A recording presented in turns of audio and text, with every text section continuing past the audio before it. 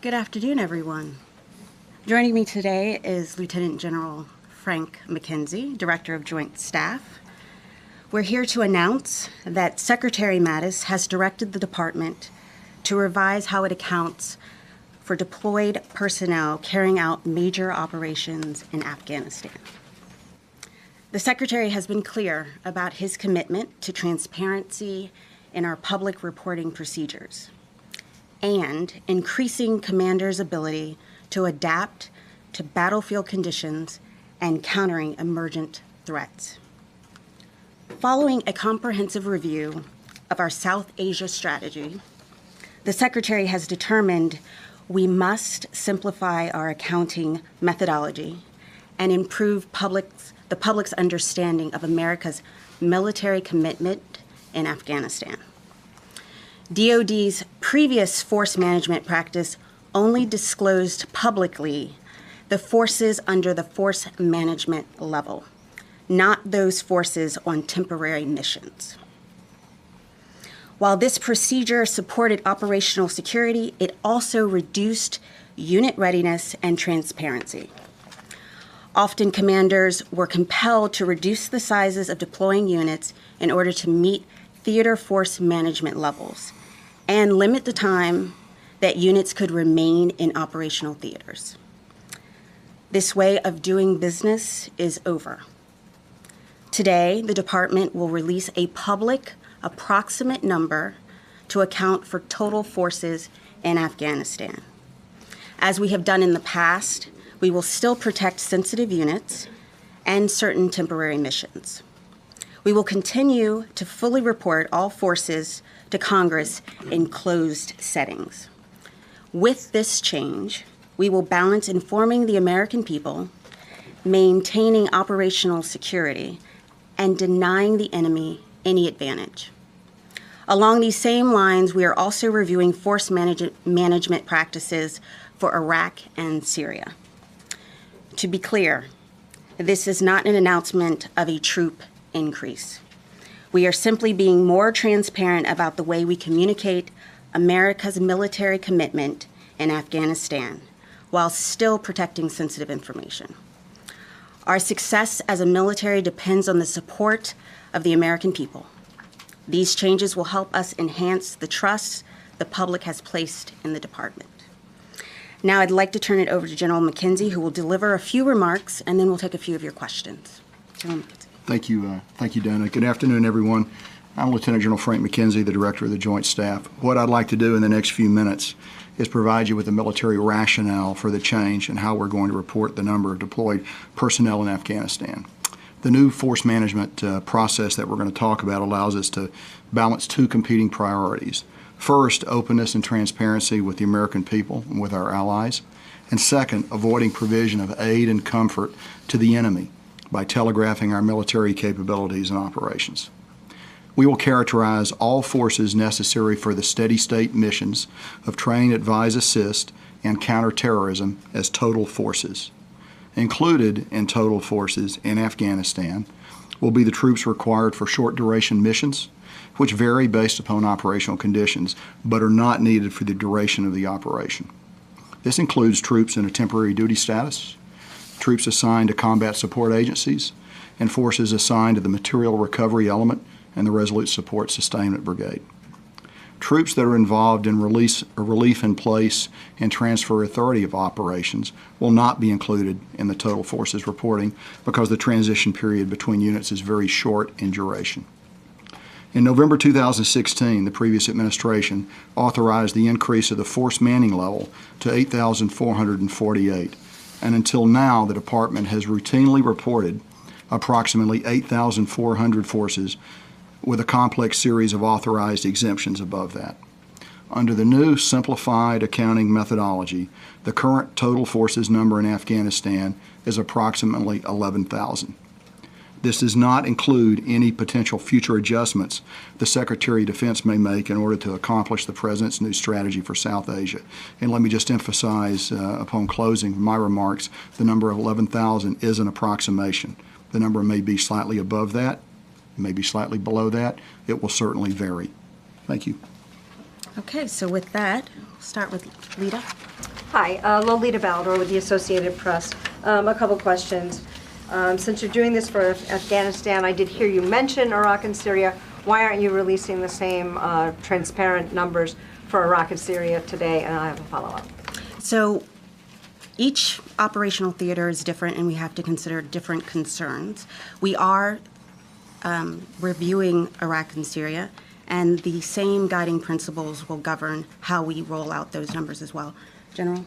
I would just add that, as Dana noted, the fight's different in Iraq and Syria than it is in Afghanistan, but in both theaters, eventually we'll apply the same two pillars, balancing transparency of reporting with a requirement to protect the forces on the ground and give the commander maximum operational flexibility. Those numbers will be forthcoming. Well, I guess my question is, as we're all very aware, one of the issues of concern in Iraq is political sensitivities with the Iraq government.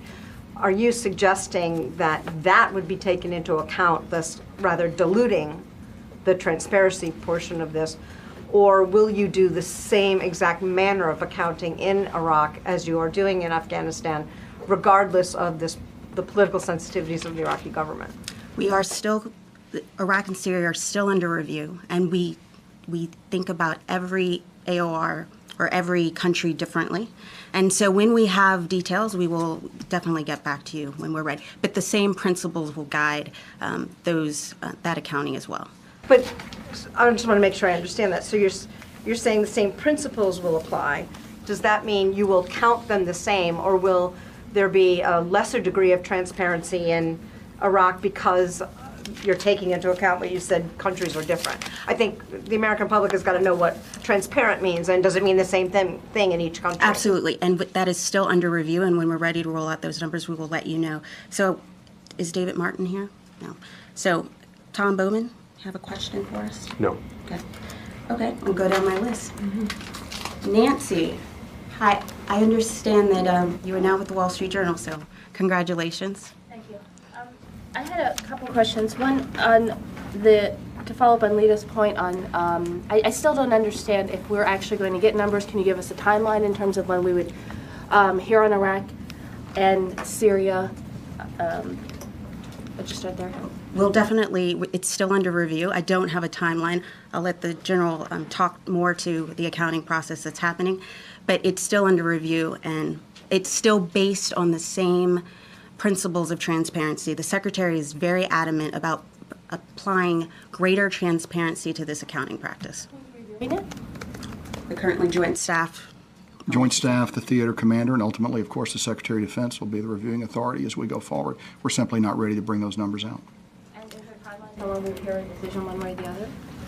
Again, those numbers are, we'll give you an answer when we have them. Okay. Hans. Yeah, if I could sort of follow on the same vein, you're kind of hinting that the policy in Afghanistan hurts force readiness. So has the policy for Iraq and Syria changed, or are we still laboring under the old FML strictures where you have certain units maybe left behind because their commander didn't want them counted towards the FML number? So I'm confident that we'll start with Afghanistan because that's the issue ahead of us right now. One of the key points about the transparent policy and accounting for an approximate number instead of a precise number, we all recognize that whole units are inherently more prepared, more ready than units that are fragmented in order to meet an arbitrary force management level. So that's why we're going to have a little bit of flexibility in those numbers in order to facilitate the deployment of whole units into the fight. That same principle will certainly apply in Iraq and Syria when those numbers are released. Okay, so we still have fragmented units fighting in Iraq and Syria. I think in both theaters, because of the force management caps we've been under, I don't think either commander is completely satisfied with the nature of units that they receive. And this is an opportunity to try to redress that and deploy whole organic units that are obviously going to be at a maximum state of readiness to the fight. Tom? I now have a question. Yeah, absolutely. The 11,000, does that include the CT mission? That includes the CT mission. Okay. Tara? Just to follow on the Iraq and Syria, could you talk a little bit about the sensitivities or considerations that have led to having a different type of accounting system for Iraq and Syria than there will be in Afghanistan? Okay, so we didn't say there was a different accounting system. We said that this is under review. And so and the guiding principles will still be about transparency and giving commanders the maximum flexibility to deploy forces. So when we are ready to announce those numbers, we'll let you know. Okay, and then second, when the DoD also releases contractor and civilian numbers, people in Iraq, Afghanistan, are those numbers going under a similar review, or do you have confidence that those numbers are accurate? We have confidence those numbers are accurate and they don't fall under what we're discussing today. Okay. Barbara. So when you meant, I have two questions, if I may. You back on this issue of the same principles of transparency. Just help me understand, does that actually equate, can you say, does that equate to the same transparency? You've been saying the same principles, but does that equate to the same transparency? Again, these are approximate numbers, and Iraq and Syria are both still under review. Totally understand. What I'm asking about, to be, let me try and just be more precise. I think you talked about you want to apply, the Secretary wants to apply the same principles of transparency. But does that mean, I don't understand, does that mean the same transparency will apply? Or does this leave the door open? Does principles not equate to the same transparency? Again, I'll let the general expound on this, but the Secretary is interested, his directive was to provide more transparency in how we account for troops on the ground. Each country has its own, unique differences and concerns and interests. Therefore, that's why we are reviewing Iraq and Syria. And the guiding principle of that, as the general said, is about transparency and giving commanders the maximum flexibility. I'll let the general talk to it. So Iraq and Syria are still ahead of us, and we're not ready to release that information yet. But I will tell you that when I say transparent, I'm talking about accounting for force levels that include those forces that are temporarily deployed. They will now be reported. Those forces that are doing we will not report on forces that are doing a unit turnover, as I previously identified. But what we want to do is capture, actually, rather than a convoluted set of reporting rules, a very simple and transparent set. And so I believe the general principle will be the same, but we're not prepared to yet talk about that second case. And if I may just... Can I just get to a couple more people when I'll come back to you, Idris? Just to follow on, what are the factors that are different in Iraq and Syria from Afghanistan that it's taking you longer to review for Iraq and Syria? Well, it's a different operational theater. I'll let the general speak. Sure, those numbers, they'll be out soon. I'm not going to tell you exactly when, but the operating principles will remain the same. Sorry, if I could just follow up then, last week in Baghdad, the Secretary said that when he has the complete numbers, he's then going to make a decision on how many additional to send. Does this now mean that he is a decision on how many Now you're talking about Afghanistan? To send is now imminent? Because this was clearly the step that he wanted. He's got that now. So where are we in terms of making a decision on additional troop numbers? The Secretary is fully engaged in implementing the President's strategic guidance. When we have something to announce, we'll let you know. Luis? Yes, thank you for doing this. Regarding the 3,900 troops that are authorized to deploy to Afghanistan, I understand that's the force management level. So does that, will that include, when we get the numbers, will that include the temporary troops, or will there be in fact more than 3,900 troops going to Afghanistan? That decision's still ahead of us. The Secretary hasn't made that decision, so I can't comment at all on that. Courtney. Two things, General McKenzie. Have any, General Votel a week or so ago said that some of these troops might start flowing in days or weeks. Have any of them started moving into Afghanistan as part of the new strategy, the President's new strategy for South Asia? No troops have started the flow. We obviously plan for a variety of things, but no troops have started the flow. No decision's been made by the Secretary. No deployment orders have been issued.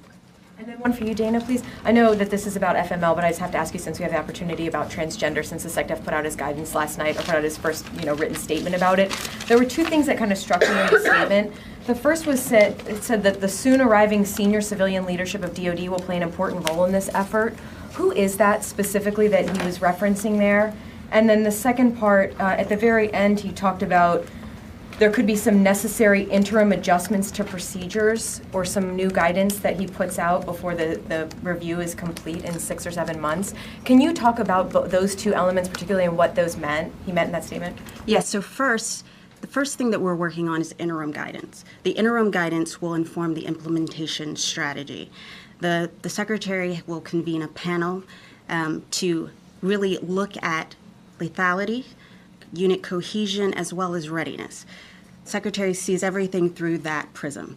With respect to personnel, the Secretary has been very vocal about his need to get more of our politicals here in the building. So that is always an issue, and we have gotten several in the last few months, but we're still looking for more civilians to show up.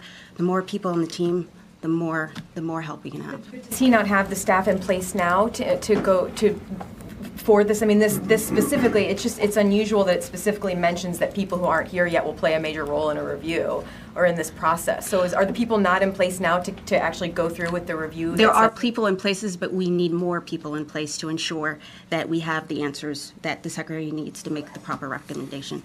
Tony. General, back to the 2,600 delta between 8,400 and 11,000. For those out there who are trying to come up with a chart or graphic, can you give some examples of the unaccounted for 2,600 that it will now be in this larger number? Sure, and I actually covered in my base remarks, but I'll talk about troops that are short duration missions, but not necessarily stay for the entire length of the operations. Some troops in a temporary duty status, troops assigned to combat support agencies, and forces assigned to the material recovery element and resolute support sustainment brigade. I would also just add that one of the things we want to do here is avoid the ability to draw sand charts and graphs on this to give direct information to the enemy and sort of preclude telegraphing some of the things that we want to do. So we believe it's not in our interest to actually parse this out in great detail, which is why we're adopting a single number. And I'm again emphasizing that's an approximate number, and that's the number that you'll get from the department from now on. On the CT issue, there's 1,200 CT in the task force. Are those included in the 8,400 number, or are they now just being included in the 11,000 number? They're being included in the 11,000 number. So before, the 8,400 didn't include that extra 1,200 CT? Not germane to our discussion right now, whether they were in that or not. I would tell you now they're included in the 11,000. Sure. Elizabeth?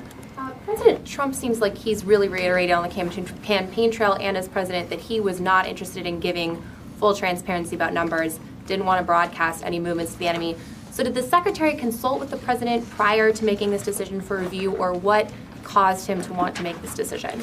Well, the Secretary made this decision a few months ago about really wanting to bring more transparency to this accounting discussion for his own sake, for the commanders as well.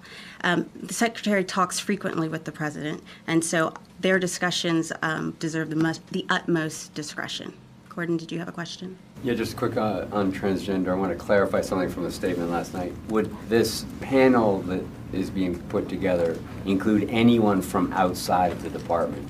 We haven't yet decided on what the composition of the panel will be, but when we do, I will let you know. So you're not ruling out including people on the outside? We still have not decided on what the composition will be. Jennifer. Yes. In layman's terms, can you explain why there was underreporting of these numbers in Afghanistan? To the public's eye, the Pentagon was not telling the truth about how many troops were in Afghanistan. Is that accurate? And secondly, and then if I could follow up. Well, first I would say we have to remember that the Secretary inherited this accounting program, and this was his initiative to bring more transparency to the process while still protecting operational security. I'll let the General speak to you. Sure. So giving you a number of 11,000, plus or minus a few, not a single additional soldier, sailor, airman, Marine, Coast Guardsman deploys to Afghanistan as I give you that number. So I'm reflecting on the reality of what's been really over the last 6 months or so. So this is not an attempt to bring more forces in, but it's an attempt to actually clarify a very confusing set of reporting rules that has the unintended consequence of forcing commanders to make readiness trade-offs as they deploy their forces under these very narrow bands of requirements. What it does is it actually lets the American people know what their sons and daughters are doing in Afghanistan, how many are there, and I think that's a reasonable thing. But at the same time, it does protect a more specific discussion of those force elements, and those are the types of things that we would argue give aid and comfort to the enemy and that we would not want to do. And is there still a cap on troop numbers in Afghanistan? We're saying the number is 11,000 today, and we're going to go up or down slightly based on the operational requirements. That's the total force that's in Afghanistan today. Should that number change significantly, then we will come back in here to tell you that. Dan? Yes, thank you. Dan Lamoth, Washington Post. I wanted to be clear on, I guess, what drove this, what the Secretary's motivation for this was. Does this tie back in any way to his time as Central Command, where he would have had, a lot of visibility on this sort of issue? Or is this something more recent that's driven by policies or discussions as he's looking at the Southwest Asia strategy now? Well, clearly the Secretary is a unique Secretary of Defense, and he has a great deal of experience in command. And this was something that he took upon himself when he was looking at the accounting practices. He wanted greater managerial integrity, and he has the concerns of commanders who didn't have as much flexibility to deploy troops. And then this is also about the American people. We're the Department of Defense. We owe the American people as much transparency as possible while still protecting sensitive information. I'll give him one more. Marcus. Can you give an example of where the prior accounting policy actually hampered operations or readiness? I don't think that'd be a useful example to give because it cites actions in contact with the enemy. I would just tell you as a general principle that forces have been required to deploy that were not completely whole, and that, as anyone can understand, is going to decrease unit readiness going forward. All right. Thank you all very, very much.